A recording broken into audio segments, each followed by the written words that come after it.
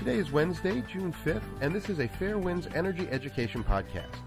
Today we are joined by Akio Matsumura, the former Special Advisor to the United Nations Development Program, the founder and Secretary General of the Global Forum of Spiritual and Parliamentary Leaders for Human Survival, and the Secretary General of the 1992 Parliamentary Earth Summit Conference in Rio de Janeiro.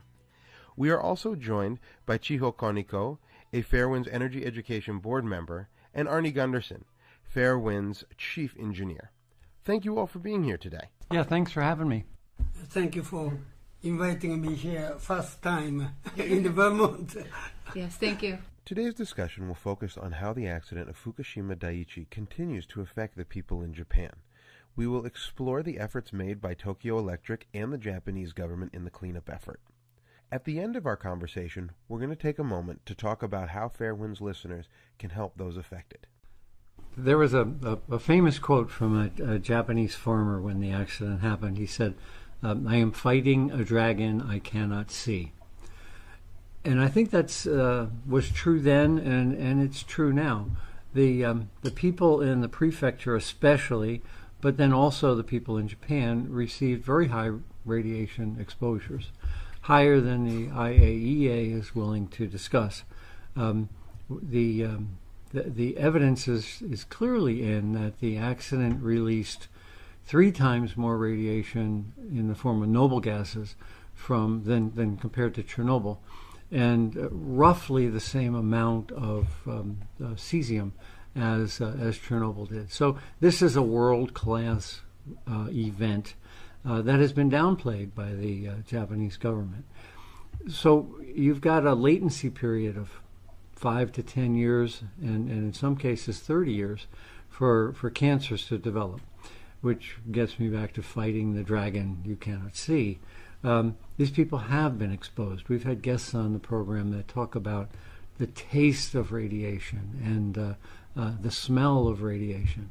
In those circumstances, the exposures were extraordinarily high, and you have to assume that there's an increased probability of cancer.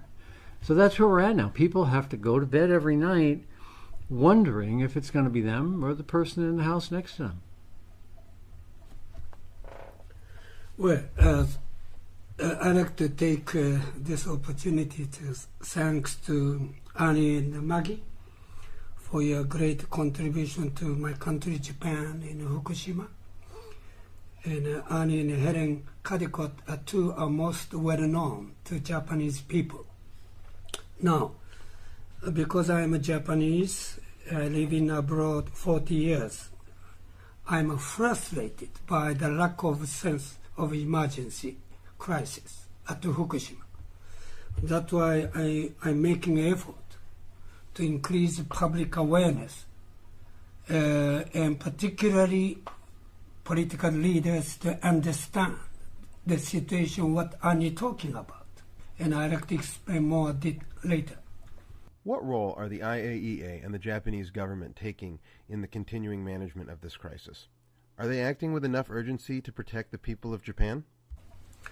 Well, number one, actually there are several political reasons. Since I know UN system, IAEA is primarily UN agencies, but primarily they are promoting energy peace for nuclear power plant. But this time accident is a different function from IAEA. But overall, political leader Japan and America as well underestimate the situation what happening at Fukushima now. And this is a huge issue the human being never faced. And also this consequences of this radiation, which affect thousands of years. And how do you take responsible to our thousands of years for descendant?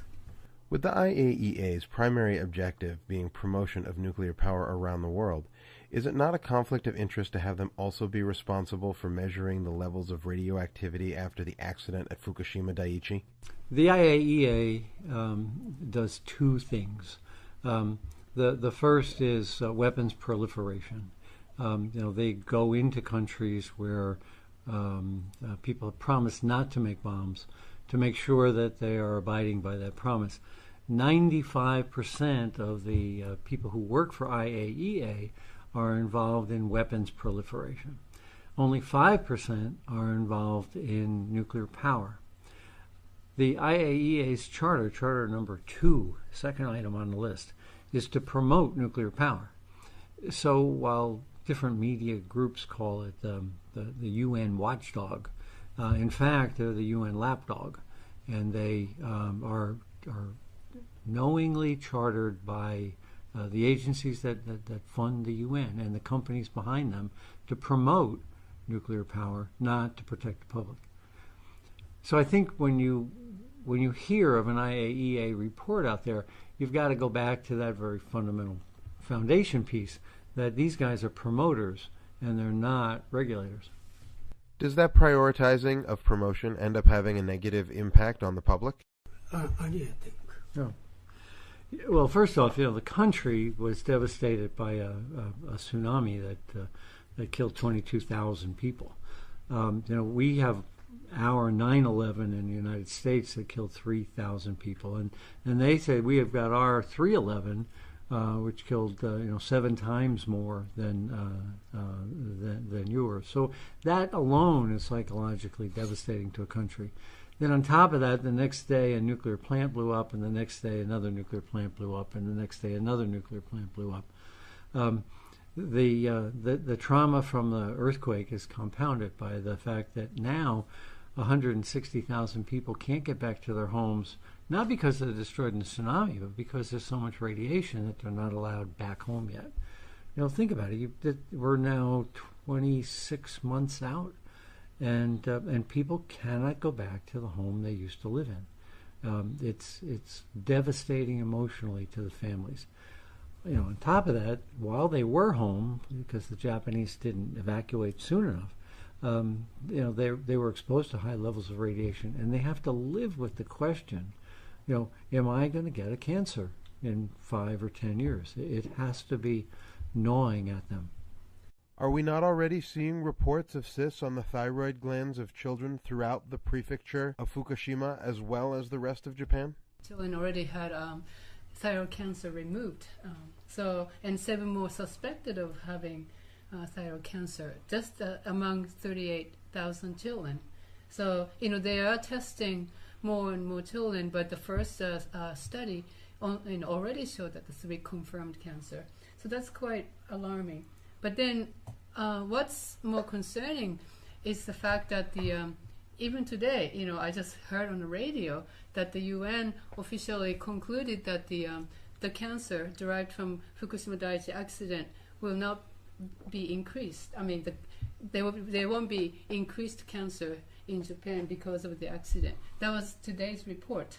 And I think that really compounds the problem, and especially psychologically damaging to people living in the area, because they know people are getting sick. They know they're sick. They know people are dying. And yet the world has written them off, in a sense, that if they get sick, well, don't blame the accident. It's your fault. And that's what bothers me the most. This was already happened before, case after Chernobyl accident, that within 5 years UN, IAEA, conclude the same conclusion, that there was no serious case for children. But after 5 years, 10 years, and now there are so many children suffered from thyroid. So Helen Kaneko said, this doesn't appear until 5 years, 10 years. So it is irresponsible that UN conclude at this point now. The secret's in the assumptions. I've been saying that since the accident began. 2 days after the accident, a prominent pro-nuclear doctor was out there saying, don't worry, nobody's going to get a cancer. And then he published what he claims to be a scientific story, which supports something that he came to very unscientifically. That's how the industry works. It's important for the industry to say, don't worry, there's not going to be 100,000 cancers. We need to sell you another nuclear plant. And the financial pressures within Japan and within the world to downplay the significance of this accident are absolutely enormous. And that's why Fairewinds is doing what we're doing. We're trying to let the people of Japan know that when they feel sick, it's not in their head. This is a real physical problem caused by that accident. What is the status of nuclear power right now in Japan? Is it still being viewed as a viable form of energy, and are plants still being sold to other countries around the world? Well, current government, Liberal Democratic Party, who the one introduced and promoted this nuclear power plant 40, 50 years ago. Now they come back the government power. So they are exporting a nuclear power plant to Turkey or Vietnam or other countries. And the other part of the status is that within Japan, there were 52 nuclear power plants, or 54 nuclear power plants. Well, Fukushima, Daiichi 1, 2, 3, 4 are never going to come back, so they're down to 50. But also Daiichi 5 and 6 are also in that same category, so now we're down to 48. And they also had Kashiwazaki Kariwa has 7, and they discovered that that's right on an earthquake fault. So what we're seeing is quite a few of the 50 nuclear plants in Japan likely will be unable to start up, even if the ruling party chooses to try to make them start up. Too many of these plants were sited on or near active fault lines. And now, with the new regulator, they finally have somebody with a spine who is telling these plants that you can't operate because you're sitting on an earthquake zone. The electric companies are barking at that scientific approach, right? And they recently, I can't remember which electric company, but recently there was the official complaint from the electric company about the finding by the commission.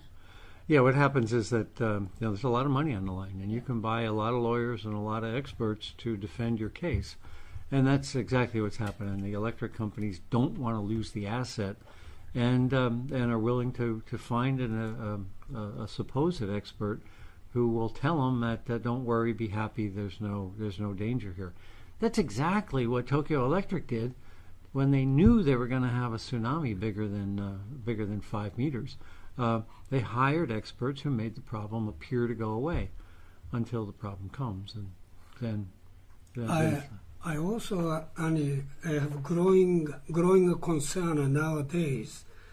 Seismologists reported last week there is a great chance, more than 70% chance, that strong, huge plate-based earthquake may hit Japan or Tokyo area within 4 years. These are serious issue, additional issue we have to consider.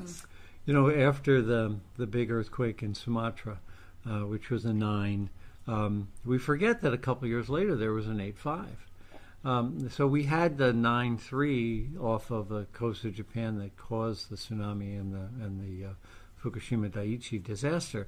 But when plates move, they move again, right. And with that second large movement hasn't come yet. Perhaps it never will. But to bet on that is not a good thing, especially considering how fragile Fukushima Daiichi Unit 3 and Unit 4 are.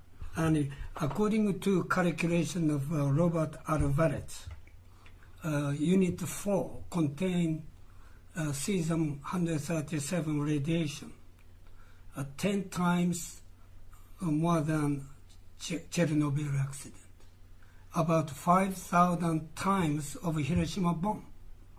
an entire Hiroshima site, the minimum figure Robert Alvarez calculated, the minimum figure is 85 times than Chernobyl, which represent about 50,000 to 100,000 times of Hiroshima bomb. So you've got an enormous amount of radiation sitting on the roof of a building that's been compromised because it exploded.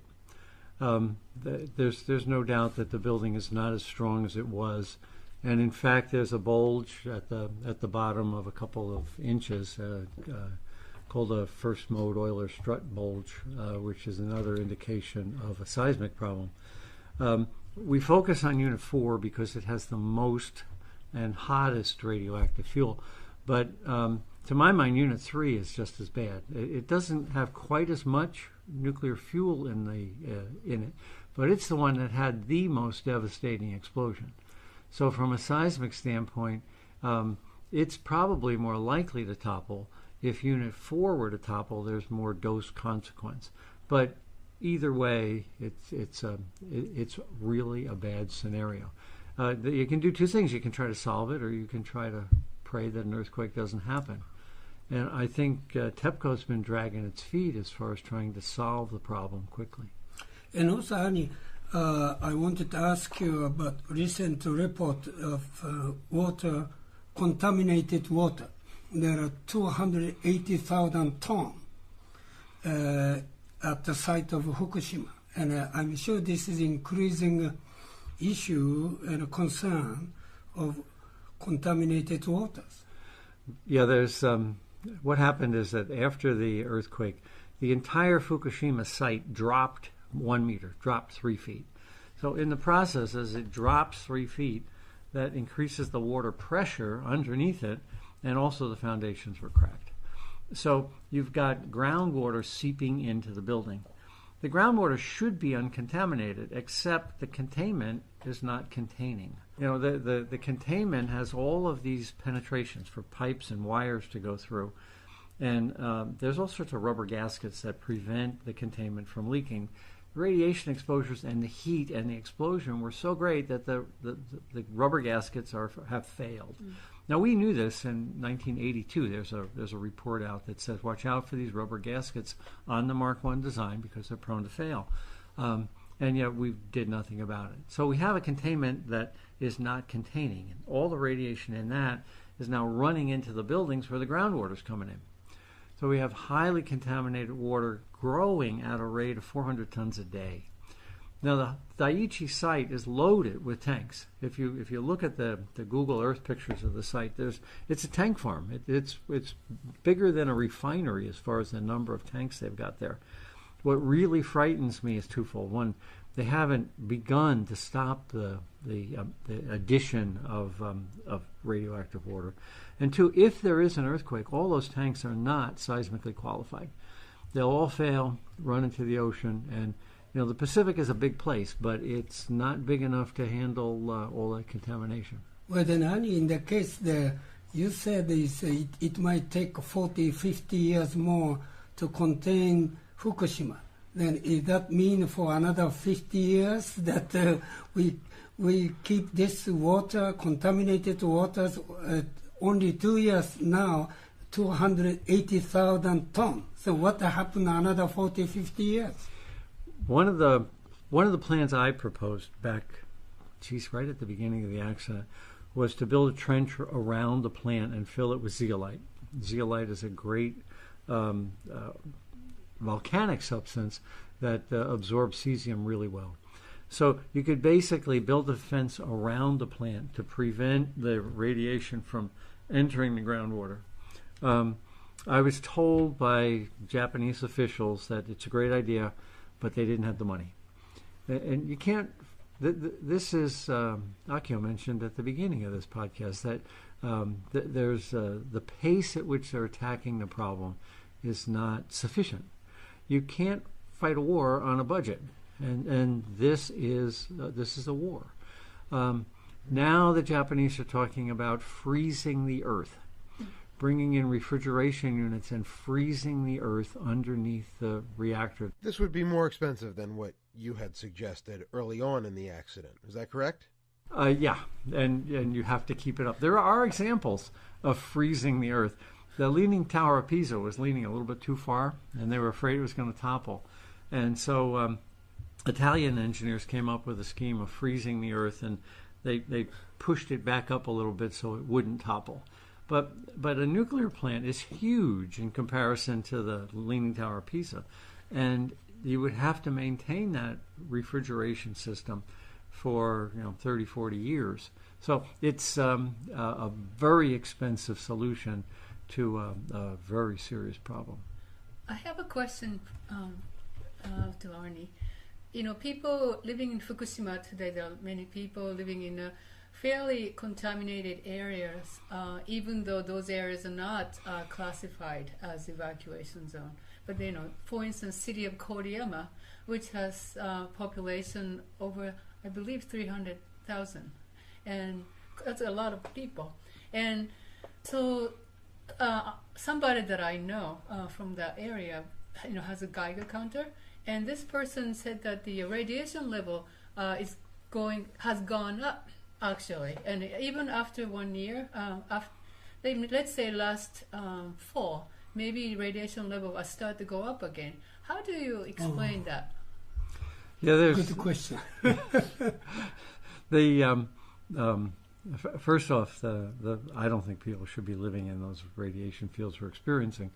A lot of Japanese are allowed to go back into these areas when the exposures are 5 millisieverts, which is 500 millirem, and the limit is 20 millisieverts or 2 rem.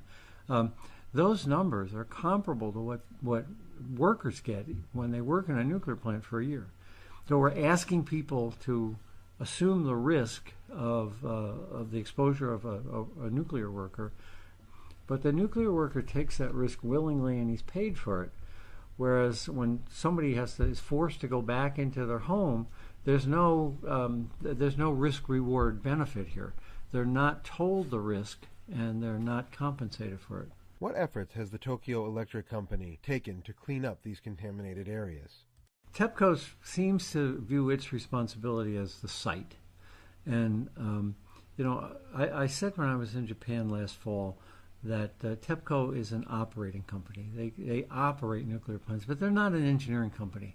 And to expect a company to be able to engineer their way out of a problem like this without the engineering expertise is a real problem.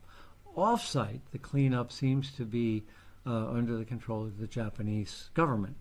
They're paying contractors. The contractors, Asahi Shimbun, has shown that the contractors are picking up the contamination, either taking it into the woods or dumping it into rivers, as opposed to disposing of it properly. Doesn't that just serve to compound the problem?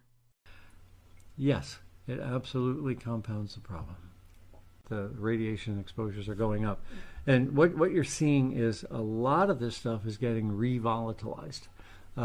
It's in the first couple inches of dust. And when the wind blows, it moves into areas that have been previously cleaned. So the net effect is, unless you tackle a broad area all at once, the way the Japanese are doing it is, well, I walk on this path, therefore I'll clean this path. But as soon as they've cleaned it, if they haven't cleaned, hundreds of meters on either side of it, the contamination will come back. It's a phenomena we saw at Chernobyl as well. What happens there, and this will go on for decades, is that as the cesium works its way down into the soil, the roots bring it back up and into the plant structures, and it shows up in the leaves, which then fall on the ground, and the cycle continues. We're seeing that in cedar buds. This year's outcropping of the cedar pollen was highly contaminated with radiation again. So radiation that is trapped in the soil ends up in the buds and then gets revolatilized. So what we're seeing in all of these areas within Fukushima Prefecture is the revolatilization of material that we had that the Japanese hoped would remain stable. That's not a good hope. Based on his history, they should have known it's going to move. But I really don't think they're willing to spend the money to solve it. Mm-hmm. You know, I've been saying for 2 years now, when I spoke at the press club in February of last year, I said this is a $500 billion problem, and U.S. dollars. And what that means is that, and the Japanese are not accepting that it's a $500 billion problem, because the government wants to sell nuclear plants. And if they all realize they're stuck with a $500 billion in debt, I doubt very much that people would be very willing to fire up another nuclear plant. Wouldn't it be beneficial to have a group of scientists from all different disciplines come together to discuss a plan to clean up the Fukushima Daiichi site? I mentioned many times, and I also wrote a letter to Secretary General Ban Ki-moon, strongly suggest to establish independent international assessment team composed of nuclear scientists, geologists, seismologists, environment, all this together to look at the totality picture, because we are confused by so many scientists saying. That's why I only listen to now Arnie and Helen. So I think, what do you think, Arnie, that idea of independent international assessment team? I think an independent assessment team of international experts is critical. And I understand that the Japanese government does not want that to happen. The truly independent experts I'm talking to are very concerned about the long-term consequences. And the Japanese government just doesn't want that concern to be out there. Well, it is clear that many scientists no longer support nuclear power in Japan. Many still do. Why is that? A newspaper called the Asahi Shimbun ran a story about a month ago now. And the headline was 70% of Japanese scientists still support nuclear power. I read that and I said, wow, that means that 30% of Japanese scientists don't support nuclear power, which is a big number. Well, as you go back into the study that they were referring to, it shows that before the accident, only 13% of Japanese scientists thought nuclear was not safe. And now we're at 30. So we have almost a 250% increase in the number of Japanese scientists that are concerned about nuclear power. And also, Arnie, that I always, whenever I met a political leader in Japan, I'm saying, I'm not talking pro or against nuclear power plant, but I'm drawing their attention to the fact of urgency at Fukushima. And therefore, this situation, of course, we know TEPCO alone cannot solve this issue neither. And they know, TEPCO knows, this is beyond their ability and capacity. Is this why TEPCO refuses to take ownership over the radiation released by the Fukushima Daiichi nuclear plant? Well, technology is so complicated, I think. That's why not only international independent assessment team, after that, we need some wisdom together.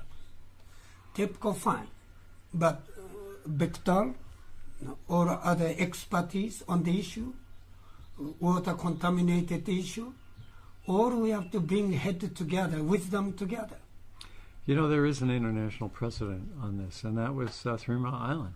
The company that owned 3 Mile Island, General Public Utilities, couldn't do it. They could not correct and mitigate the problem.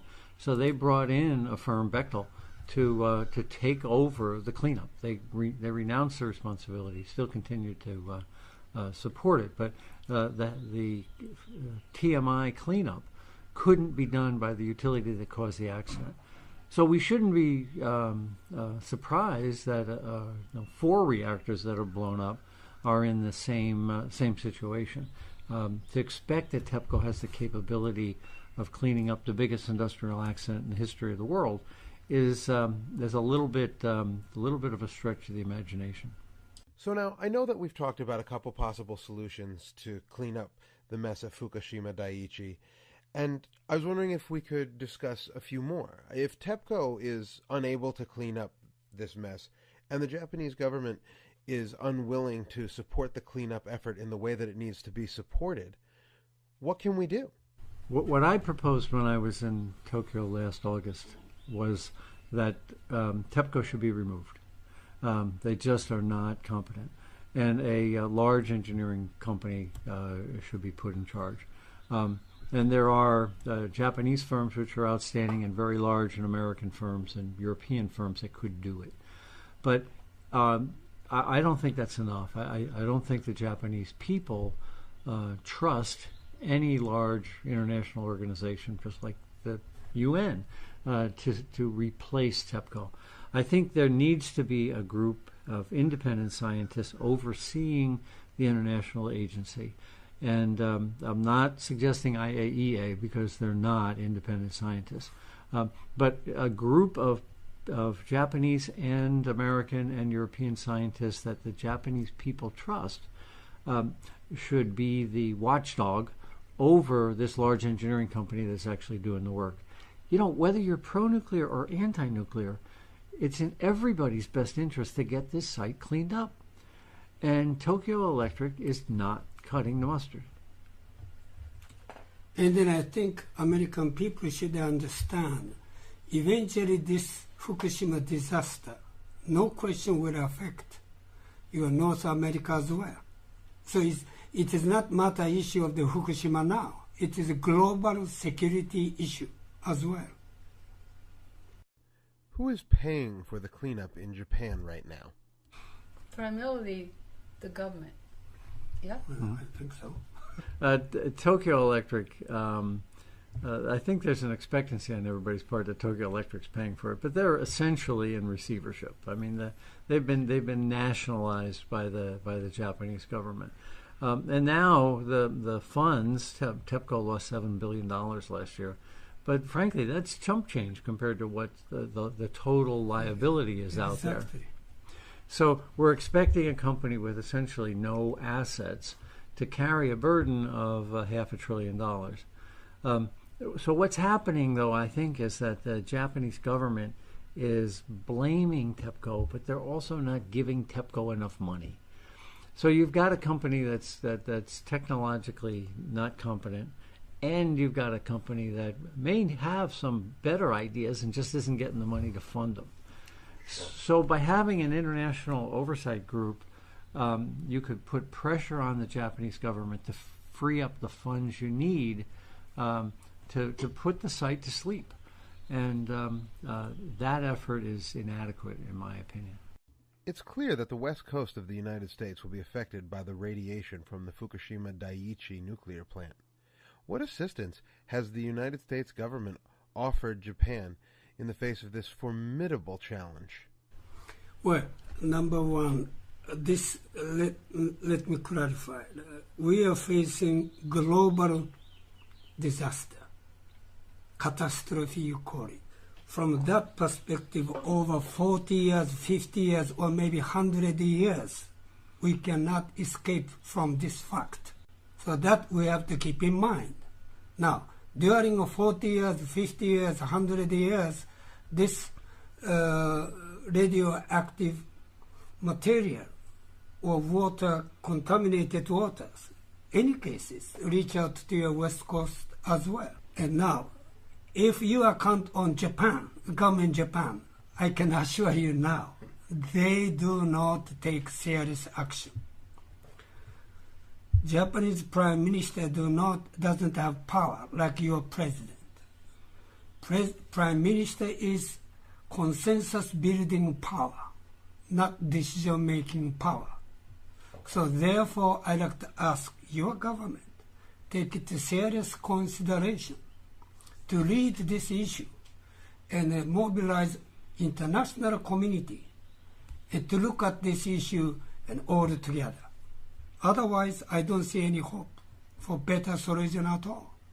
We've been contacted by excellent American firms that are absolutely frustrated by their inability to get into the Japanese market and offer some great cleanup solutions. So there are Americans chomping at the bit to help, and they are being prohibited by internal constraints within Japan from reaching out to help to solve the problem. But don't you think that the U.S. government has a lot of sway over Japanese government? So in that sense, the fact that Japanese government hasn't made the move almost suggests that that's somewhat of a policy on the part of U.S. government as well, no? Yes. Yeah. Yes. Well, I think I try to avoid any political argument element.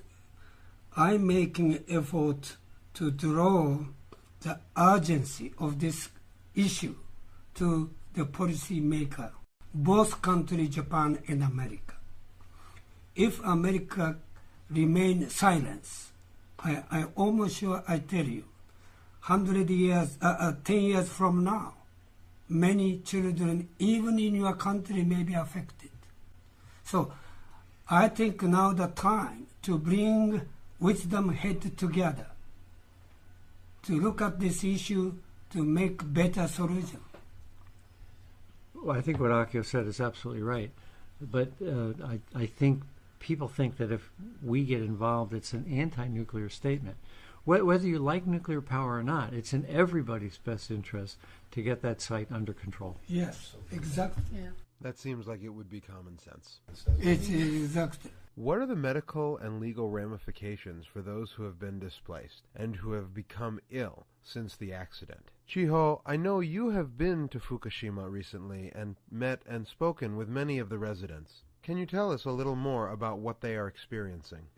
So in terms of government help, in terms of money for people to, say, relocate, I was in an area called Oguni district of Date City, which is in Fukushima. And this particular district was designated as a special sort of a evacuation recommended spot. Or they call it spot, not zone, because household by household got chosen to relocate. And they did get government help to relocate. However, that designation no longer exists. In other words, that whole district is now declassified as a sort of evacuation recommended area. Now, that means the funding from the government for people to relocate stopped coming. So that's what I'm really concerned that this expediting this effort to relocate, bring people back to Fukushima, it seems like there is more money put into that effort rather than helping people stay out. So there's so much money in decontamination, scraping, sort of a construction type of work, but then not enough money for just a small assistance for paying rent or anything like that. There's no money. Once the designation is over, you don't get any money. Is that fair? For those who have been permanently relocated and who will never be able to return to their homes or their farms, what kind of compensation have they received from TEPCO and the Japanese government? Well, the woman from Fukushima, from the village of Kawauchi, which was a mandatory evacuation zone for the first, I would say, less than a year, but almost up to a year, the entire village was evacuated. But now, since last year, January 31st, the village was, they declared that the village was not safe for people to go back. So some people have chosen to go back to the village, but according to her, maybe less than 20% of the villagers have returned to date. Anyway, so I asked her how much money she had gotten. And she said that everybody initially got something like maybe $10,000, across the board. Everybody got just initially, but after that she has not seen any payment from anybody. So she's part of a class action lawsuit or maybe compensation, sort of an action against TEPCO, but she has not seen any money.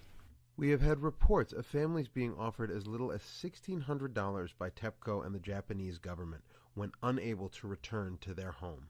It is tragic when people are offered no more than a month's rent or mortgage to replace their whole lives. Having had to buy new furniture in a new place and all the, moving and stress and the loss of job. No, I think I'm frustrated to hearing all this economical issue because actually I mentioned to former Prime Minister Hatoyama last year, this is national crisis. How come we can depend on private sectors? Have to have national crisis total budget, extraordinary budget to prepare, to look at the entire picture. But as Arnie said, they just blame TEPCO. TEPCO complain no budget. I don't see any urgency of national crisis. So they point the finger at each other. Intentionally they are doing. They are not stupid. They know. They know. That's why I told to former Prime Minister Hatoyama, this is a matter of national crisis. Absolutely. You cannot depend on private sector. What can our Fairewinds listeners do to help those affected by this tragic accident? This is a serious, sincere question, but very tough question to answer. Only I like to say is, number one, you, Annie, and Maggie demonstrating a good example. You are doing for Japan and the rest of the world. And this sincere issue, attitude, very powerful in my country. Therefore, I like to suggest all other country, nation, at whatever level, high school, university, whatever level, they should also educate their leaders. This is the issue of human survival issue, not only now Fukushima issue. I completely agree that the education, educating oneself and educating each other, because including myself, I did not know anything about radiation until the accident happened. And but it's not impossible to learn, and we have to learn because we are living with that today, regardless of where we are. So the onus is on each of us to learn more about it. And then I think it's scary in a sense, and yet I think by learning, you will probably see what the next step should be taken. It will come to. Yeah, it's Kaneko-san, as I said, I worked 40 years UN International. We never talk of consequences of this disaster for 100,000 years pattern. This is open eyes. I didn't know anything about nuclear accident issue until this accident happened. But I didn't realize we are taking responsible for 100,000 years for our descendants. We cannot escape from the fact already. When you turn a nuclear power plant on, there is no off switch. The heat remains for 10 years, and the radiation remains for 100,000 years. So you can't change your mind. Throwing that switch on is a 100,000-year commitment. There is no off switch with nuclear power. So in another word, we produced a car automobile car without a brake. Many scientists say, Akio, we learn from mistake. Yes, it is true. Science technology developed from mistake. But I learned nuclear accident is different. For 100 years, you cannot learn from mistake. It's too late to our descendants. In closing, we would like to thank our guests for being here today and for lending their voice to this incredibly important issue.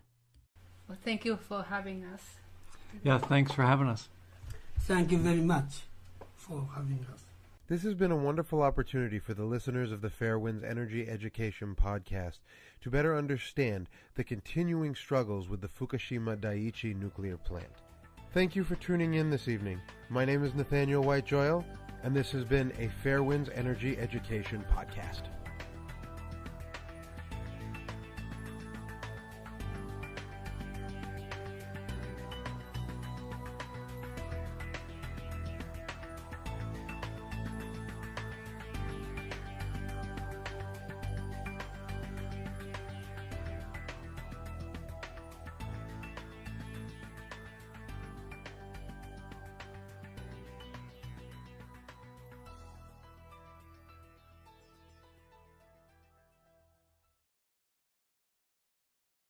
Exposures higher than the IAEA is willing to discuss. The evidence is clearly in that the accident released 3 times more radiation in the form of noble gases than compared to Chernobyl, and roughly the same amount of cesium as Chernobyl did. So this is a world-class event that has been downplayed by the Japanese government. So you've got a latency period of 5 to 10 years, and in some cases 30 years, for cancers to develop, which gets me back to fighting the dragon you cannot see. These people have been exposed. We've had guests on the program that talk about the taste of radiation and the smell of radiation. Well, in those circumstances, the exposures were extraordinarily high, and you have to assume that there's an increased probability of cancer. So that's where we're at now. People have to go to bed every night wondering if it's going to be them or the person in the house next to them. Well, I'd like to take this opportunity to thanks to Arnie and Maggie for your great contribution to my country, Japan, in Fukushima. And Arnie and Helen Caldicott are 2 are most well-known, which affect thousands of years. And how do you take responsible to our thousands of years for descendant? With the IAEA's primary objective being promotion of nuclear power around the world, is it not a conflict of interest to have them also be responsible for measuring the levels of radioactivity after the accident at Fukushima Daiichi? The IAEA does 2 things. The first is weapons proliferation. They go into countries where people have promised not to make bombs to make sure that they are abiding by that promise. 95% of the people who work for IAEA are involved in weapons proliferation. Only 5% are involved in nuclear power. The IAEA's charter number 2, second item on the list, is to promote nuclear power. So while different media groups call it the UN watchdog, in fact, they're the UN lapdog, and they are knowingly chartered by the agencies that fund the UN and the companies behind them to promote nuclear power, not to protect the public. So I think when you hear of an IAEA report out there, you've got to go back to that very fundamental foundation piece that these guys... Japanese people. Now, because I am a Japanese, I live in abroad 40 years, I'm frustrated by the lack of sense of emergency crisis at Fukushima. That's why I'm making an effort to increase public awareness, and particularly political leaders to understand the situation, what Arnie talking about. And I'd like to explain more later. What role are the IAEA and the Japanese government taking in the continuing management of this crisis? Are they acting with enough urgency to protect the people of Japan? Well, number one, actually there are several political reasons. Since I know UN system, IAEA is primarily UN agencies, but primarily they are promoting energy peace for nuclear power plant. But this time accident, it's a different function from IAEA. But overall, political leader Japan and America as well underestimate the situation, what's happening at Fukushima now. And this is a huge issue the human being never faced. And also this consequences of this radiation.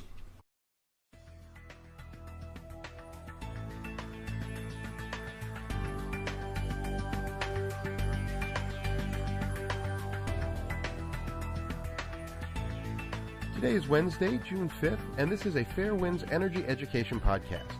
Today we are joined by Akio Matsumura, the former Special Advisor to the United Nations Development Program, the founder and Secretary General of the Global Forum of Spiritual and Parliamentary Leaders for Human Survival, and the Secretary General of the 1992 Parliamentary Earth Summit Conference in Rio de Janeiro.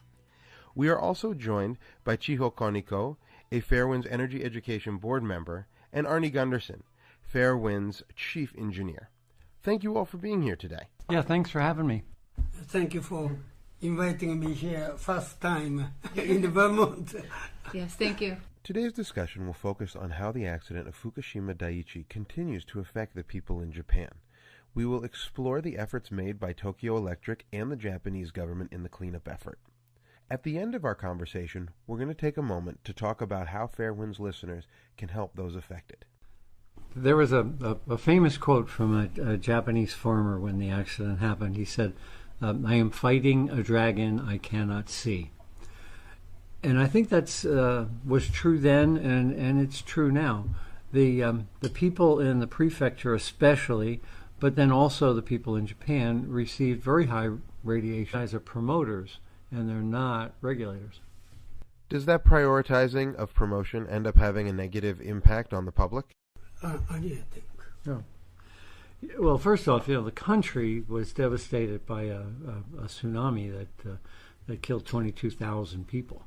We have our 9/11 in the United States that killed 3,000 people, and they say we have got our 3/11, which killed 7 times more than yours. So that alone is psychologically devastating to a country. Then on top of that, the next day a nuclear plant blew up, and the next day another nuclear plant blew up, and the next day another nuclear plant blew up.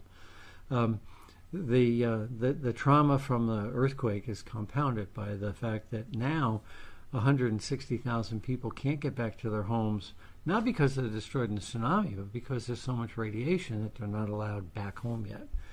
Think about it. We're now 26 months out. And people cannot go back to the home they used to live in. It's devastating emotionally to the families. On top of that, while they were home, because the Japanese didn't evacuate soon enough, they were exposed to high levels of radiation, and they have to live with the question, am I going to get a cancer in 5 or 10 years? It has to be gnawing at them. Are we not already seeing